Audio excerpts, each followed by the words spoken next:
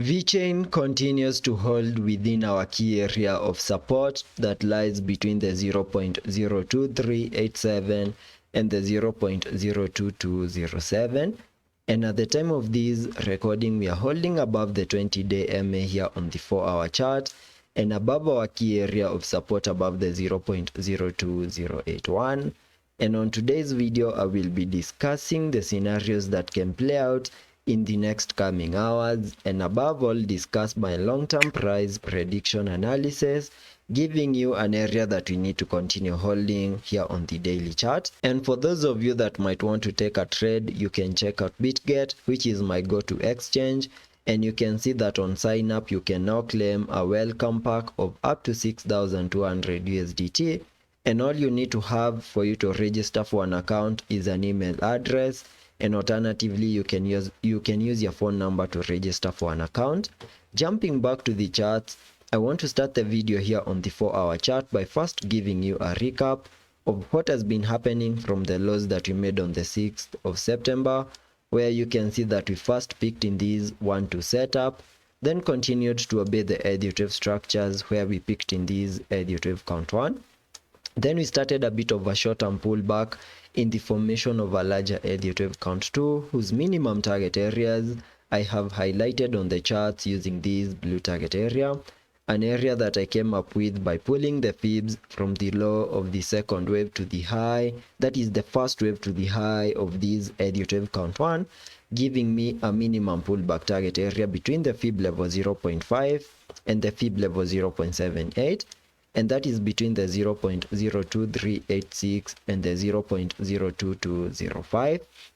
an area that you have now fully maximized, and there are high chances that we now have the lows in place for the second wave, and in the next coming hours we might see the start of that impulsive additive count 3, whose minimum target areas can be given by connecting the trend-based Fibonacci from the low of the first wave to the high of this additive count 1, then dragging the fibs to the low of the second wave, giving me a minimum target area for the third wave at the fib level 1.618, and that lies above the 0.03151. Then we can expect a short-term pullback in a wave 4, then continue pushing even higher in an additive count 5. And for that move to play out, we need to see Vechain give us a break above key areas of resistances above the 0.025. The moment we manage to break above that, then I will be watching for a break above the significant high above the 0.027 before we can finally maximize our minimum target areas in these additive count 3. We also need to have in mind that we need to continue holding within this target area for that movement to play out, and in case of any sudden pullbacks, we also need to see Vechain holding within this area, because if by any chance we break to the lower side of this target area, then I will be watching for support above the 0.02081, and if by any chance we lose that line of support, then we can expect further breakdown moves, giving us a reset of the lows that we made on the 6th of September and the 5th of August. Jumping to the daily chart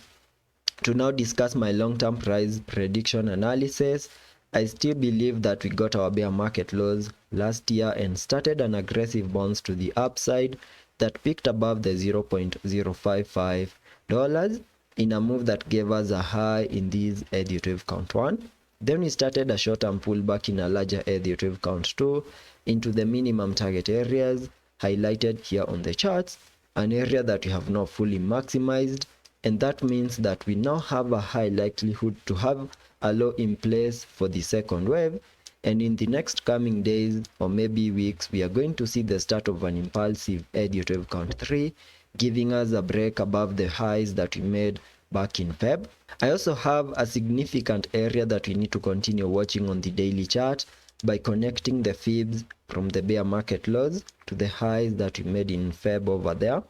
giving me a minimum that is giving me an area that we need to watch out for on the fib level 0.88, and that lies above the $0.0184. If by any chance we see Vechain give us a massive breakdown move, we need to see it holding above the fib level 0.88, because if by any chance we lose the fib level 0.88, that will be suggesting a total breakdown move to give us a reset of the bear market lows, and maybe from that point we can now start evaluating another movement to the upside, maybe taking us to new all-time highs. So that is the price action that I'm expecting to play out on the Vechain chart,